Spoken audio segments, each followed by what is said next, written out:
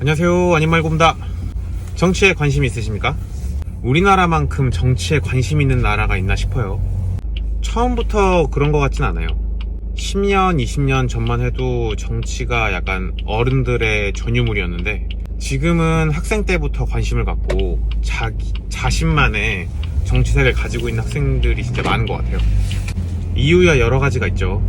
그래도 정치적 무관심보다는 관심이 훨씬 좋다고 생각합니다. 평소 아님말고 유튜브 구독자들은 약간 지금 의아해 하실 거예요.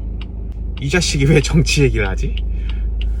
이 자식 좌파코인 혹은 우파코인 타려고 하나? 아닙니다. 정치에 관심은 있지만 전문적으로 알고 있는 지식이 별로 없고요. 정치색을 드러낼 생각도 조금도 없습니다. 그런데 왜 정치 이야기로 서두를 장식하냐? 그건 바로 인간관계에서 정치 이야기는 좋지 못한 결과를 야기한다라는 거를 말씀드리고 싶었습니다. 가끔 보면 회사, 가족, 친구 아니면 모임 자리에서 누군가가 정치 이야기를 주제로 할 때가 있어요. 저도 다수가 만나는 자리에 많이 속해 있기 때문에 그런 경우를 심심치 않게 경험하게 되는데요. 어렸을 때는 어떻게 반응해야 될지를 모르겠더라고요. 저는 리액션이 습관화되어 있는 사람입니다. 웬만하면 상대방 말에 반응 혹은 호응을 해줘요. 아마 군대에서부터 배인 습관인 것 같아요. 그래서 누군가가 정치 이야기를 하면 저도 모르게 반응 혹은 호응을 했던 것 같아요. 그 의견이 맞든 아니든 정치색이 같던 아니던 간에 말이죠. 그러다 보니까 사람들이 오해를 하더라고요. 아, 같은 정치색을 갖고 있는 사람이구나. 그냥 습관적으로 리액션을 했을 뿐인데 저는 이미 정치 이야기를 한 사람과 정치색이 같은 사람이 되거나 혹은 정치 이야기를 한 사람이 되더라고요. 정치적인 주제로 토론하는 거 이외에 왜 모든 곳에서 불편함을 느낄까요? 한번 생각을 해봤습니다. 첫 번째로 사람마다 환경이 다르기 때문이죠. 사는 곳, 가정 환경, 일하는 환경이 다 다르기 때문에 같은 정책으로도 피해를 보는 사람이 있고 이익이 보는 사람이 있을 수 있습니다. 두 번째로 보고 듣는 게 다르니까 그럴 수도 있을 것 같아요. 요즘은 유튜브로 정치를 보고 듣고 배우고 하지 않습니까?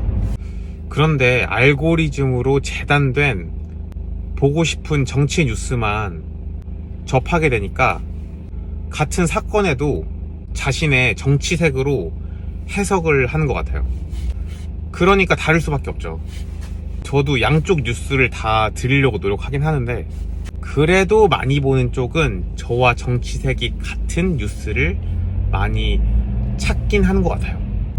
그렇기에 다룰 수밖에 없기에 예민하기에 정치 이야기는 불편할 수밖에 없습니다. 그런데 그 불편한 주제 이야기를 깜빡이 없이 갑작스레 이렇게 들어오시는 분이 덜어 있어요. 해답을 찾고 싶었어요. 어떻게 해야지 이걸 지혜롭게 벗어날 수 있을까? 미움받을 용기를 발동해볼까? 그 정치색이 각자 다를 수 있으니까 정치 이야기는 안 하는 걸로 합시다. 비슷한 나이 또래나 저보다 어린 분들이라면 그렇게 말할 수 있을 것 같기도 해요. 하지만 상황이 항상 그렇지만은 않죠. 저보다 나이가 많거나 아니면 직급이 높거나 선배거나 그런 분들한테도 이렇게 말할 수 있을까 싶어요. 저는 못하겠더라고요. 그래서 헤매다 찾은 답이 뭐냐? 바로 침묵입니다. 침묵이 답이더라고요. 침묵이 꼭 정치 이야기에만 해당하진 않죠. 주제가 불편한 이야기에 꼭 호응이나 반응을 하지 않아도 됨을 너무 늦게 깨달았어요. 저는 늦게 깨달은 만큼 더 유용하게 자주 쓰고 있는 방법인데요. 꽤나 유용합니다. 리액션이 없는 대화는 이어지기가 쉽지 않죠. 그렇기에 정치 이야기를 꺼낸 사람도 제풀에 지쳐 빠른 템포로 다른 이야기로 넘어가는 경우가 대다수입니다. 침묵에도 여러 가지 방법이 있는 것 같아요. 첫 번째, 듣지 못했다. 응? 두 번째, 들어도 할 말이 없다.